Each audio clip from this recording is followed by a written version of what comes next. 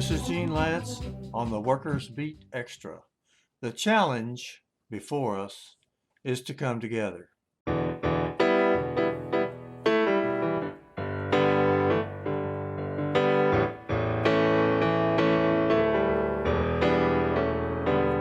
You better listen, my brother, 'cause if you do, you can hear their voices still calling from across the years.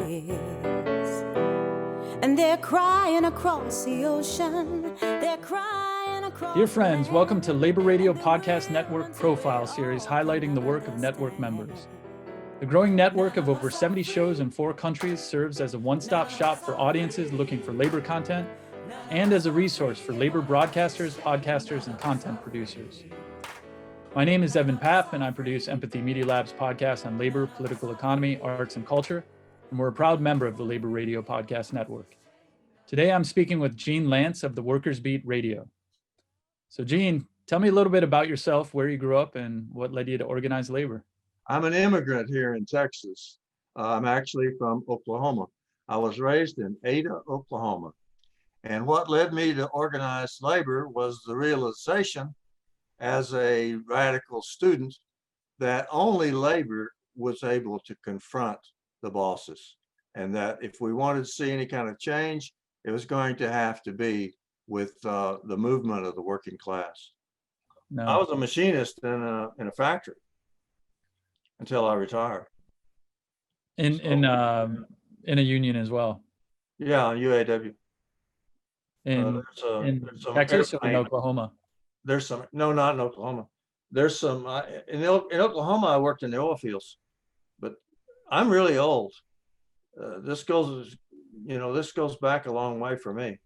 But in 1978, I got a job in the steel workers. And then later on in 1978, I got a job that was the UAW organized. And from then I stayed with them. And I became the editor when I got fired. We had a big contract fight in 1984 and 1985, and I was one of the first ones fired. And so for the whole next year, I moved up in reputation and leadership because I was one of the firees. And then when we all got our jobs back, that by then I was the editor. Where were you in the UAW? Like, which city were you working out of? Well, right outside of Dallas is one of the towns that's called Grand Prairie. It's one of the many cities between Dallas and Fort Worth. And there's airplane factories pretty much all around Dallas and Fort Worth. A lot of military. Used to be a naval air base here. And the factory I worked at was right next to that naval air base.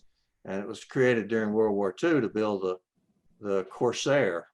If you ever watch those old World War II movies about the flat tops and all the planes that they came from, a lot of them came from Grand Prairie. Wow. So you were a machinist working on airplanes. Yeah. Aircraft. Some of it military, but most of it is commercial. The union still exists, although it's on its last legs. So a lot of people may not even be aware of labor news or have never been in a union or know anyone in a union. So could you talk a little bit about why unions and organized labor are important and should be covered in the news? Some of the older people like me, see the labor as being something that's isolated and different from the rest of the movement. But that has not been true since 1995. American labor, especially the American Federation of Labor, CIO, AFL-CIO, has been reaching out to church people, to civil rights organizations, community organizations, women's organizations, civil rights types of organizations, and trying to build a truly progressive movement. Nobody else can do it. Labor is the core of the progressive movement. And in my youth, they didn't really do much of a good job on that. But since 1995, They've been working very hard on it, and it's working. And you can see it in the progress that we're making in America today. So why 1995? Why that year is being a crucial? 1995 was the first year since the beginning of the AFL that the outgoing leadership did not pick their own successors. There was an election in 1995 in which some of the more progressive unions, the ones that had been doing a better job on recruiting and organizing, ran against the incumbent slate and won. And from then on, they immediately began to change some of the more reactionary, backward and isolationist policies that had been followed in the United States labor movement from 1947 to 1995. So an actual democratization within the union itself is part of the change. It was a sea change. It was a tremendous change. Could you talk a bit about your show and why you wanted to start it, or how you came across it and what it's about? KNON radio has been around Dallas since the early 1970s. And well, it got started raising money, and I think it actually went on the air in 1978. The Workers' Beat was a part of that then. They didn't call on me until the 1990s when they asked me if I would do one show a week. At that time, I was heading up the organization called Jobs with Justice that was doing a lot of outreach and a lot of solidarity work. And so they wanted me to do one show a week. In 2006, they fired the guy who was the MC for the show, and asked me if I would start doing it regularly on a volunteer basis. So since 2006, I've done the show. It's an hour-long talk show, and you know, we get to say a few things. We get to introduce the program, but basically, my co-host Bonnie Matthias and I, basically we answer the phone and the community speaks. So talk a little bit about organized labor in Dallas and in Texas, and what's the landscape there for people who may be outside of it? In about 2012, 2013, the Dallas AFL-CIO got fully on the national program. They started working with Teferi Gabry from the national leadership, and started really reaching out and being a part of the whole community that previously, you know, we had been more of a pork chop organization where we looked for things that union members were particularly concerned about, such as wages and benefits, and did not really take on social programs. But since about 2012, 2013, the Dallas AFL-CIO has been right in there with the whole progressive movement. So that, to me, fit right in with our radio show, and it also fit in with Jobs with Justice. So the two all came together, the three all came together. And since then, I've been the communications director for the AFL-CIO, as well as a talk show host on KNON radio. Sometimes employers will pit immigrant labor against, you know, non-immigrant labor, even though we're, you know, I think we're all ultimately immigrants coming from somewhere and going somewhere. In Texas, obviously, there's a very large Latino population. Has that been an issue that you've seen, or the dynamics, I guess, with labor unions and immigration is my question. I mentioned a while ago that everything in the AFL-CIO changed in 1995. In 1999, they changed their position on immigrants. Prior to that time, going all the way back to the Chinese Exclusion Act, the AFL had called for the deportation of immigrants. So after 1999, and that coincided for us here in Dallas with something we were working on. We were going to do a march for Cesar Chavez's birthday. And just about that same time, the AFL-CIO executive board changed their position on undocumented workers and said, let's organize them and let's quit asking people to deport them. And so that great change came and hit Dallas like a ton of bricks, because we were just starting to organize a big Cesar Chavez march. And we had about 2,000, which is really big for here. Some people said 10,000, but I'd say we had a good 2,000. And that was really great. But you might be surprised to learn, if you don't already know, that there are divisions within the civil rights movement. KNON has, to a large extent, is a civil rights leader in Dallas and always has been. A lot of the programming is African American. A lot of the music is soul music and old R&B. So we have a lot of African American callers on our talk show, and you might be surprised to learn that they're not all on board with organizing the undocumented.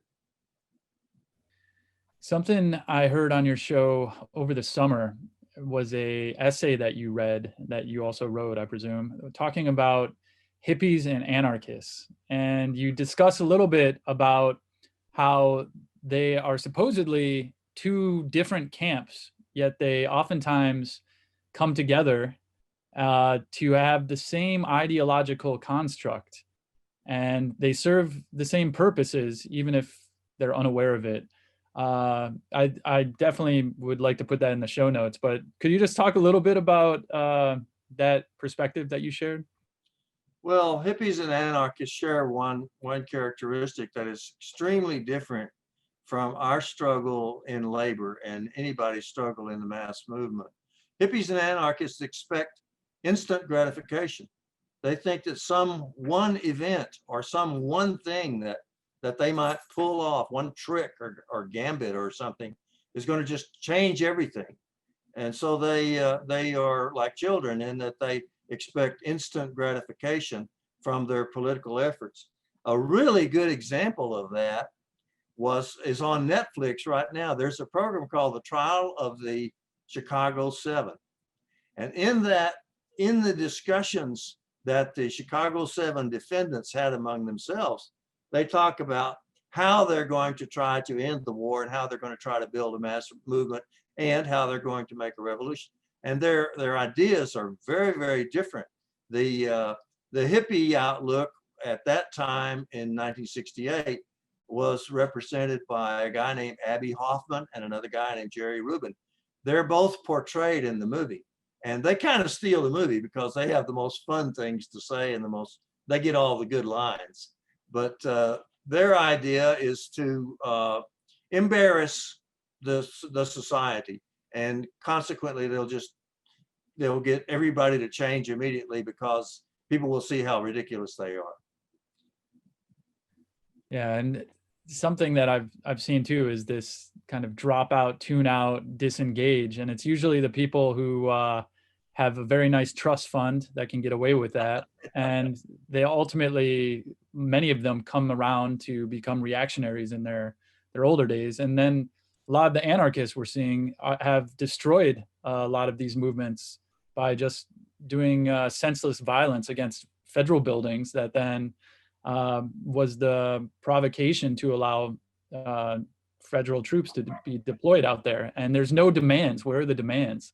And ultimately that instant gratification is so true. Like breaking a window is not the path to the revolution, though. Some people will argue that it's going to be long struggle. It's going to be a lot of education, organizing, mobilization. And I really appreciated that. So I just wanted to bring that up.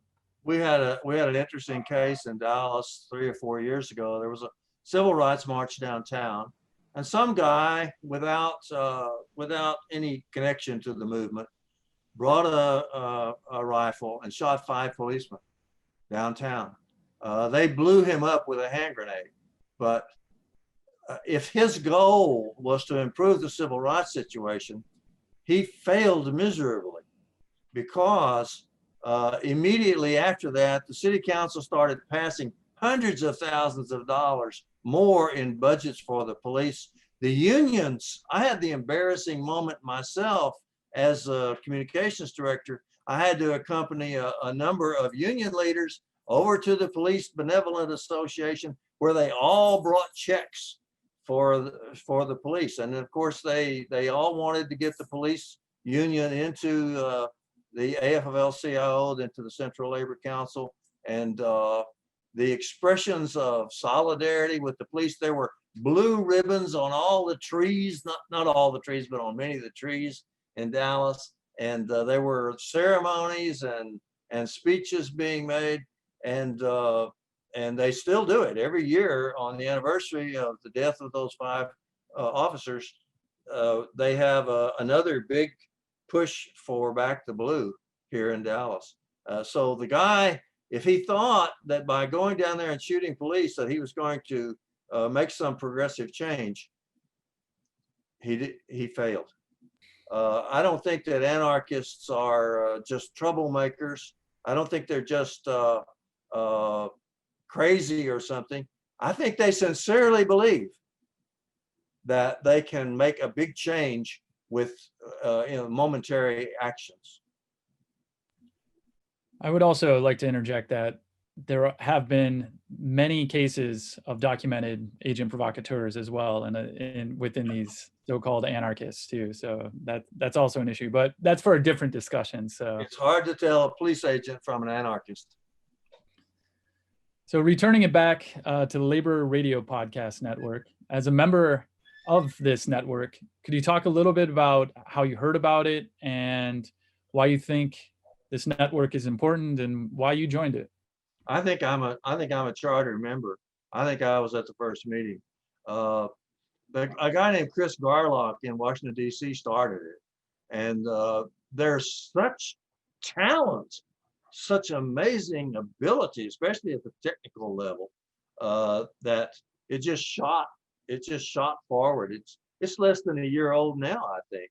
And we're up to over 70 participants. And labor news, which used to be like practically unknown, is getting out everywhere over the airwaves and on the podcasts. I think that we have the potential right now. If we had a small grant, I think we have the potential right now to start an online radio station and talk labor 24/7. And I think that would be a big success. I think it would take off, and I think it could happen.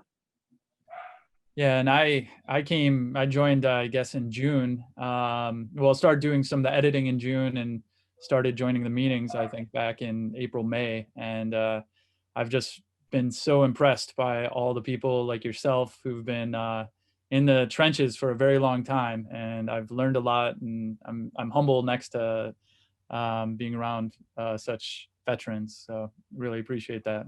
The level of knowledge among those guys is intimidating to someone like me who didn't grow up with the internet. It's amazing to me that they have such far-reaching capabilities and can do so many wonderful things. I'm forever asking for advice, and even then, sometimes I don't even understand the advice. But I'm bringing up the rear, I would say. So in closing, looking into the future of organized labor, where do you see opportunity and hope? I see opportunity and hope in the upsurge that we are dealing with today. You could see during this past summer, you could see a lot of young people out on the Black Lives Matter movement. But if you talked to them, they were going far beyond civil rights. They were asking questions about Venezuela and Bolivia and things that happened in 1917 or in the 1930s. There's studying going on and new approaches being laid and intercourse among all these young people today that frankly I can't keep up. And I just when I run across one of them that I can help in some way, I try to do it, because they're the future, and they are making magnificent strides that, in my opinion, has not yet coalesced around organized labor, but it will, because it must. Because as they keep trying different things and keep failing with this or doing a little better with that, just in the nature of experiment, they're going to eventually come to the same conclusion that I reached back in the 1970s, which is that only the working class can confront the bosses.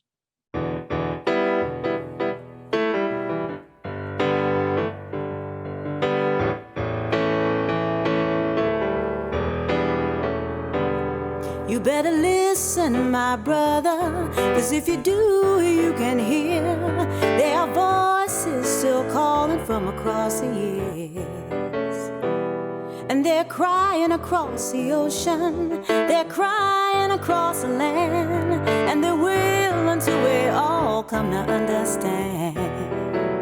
None of us are free, none of us are free, none of us are free, and one of us is chained. None of us are free, none of us are free, none of us are free, none of us are free, and one of us is chained. None of us are free.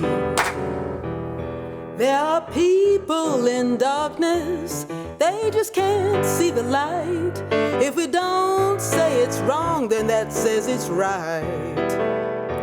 We got to feel for each other, let our brothers know we're here. Got to get the message, send it out all loud and clear.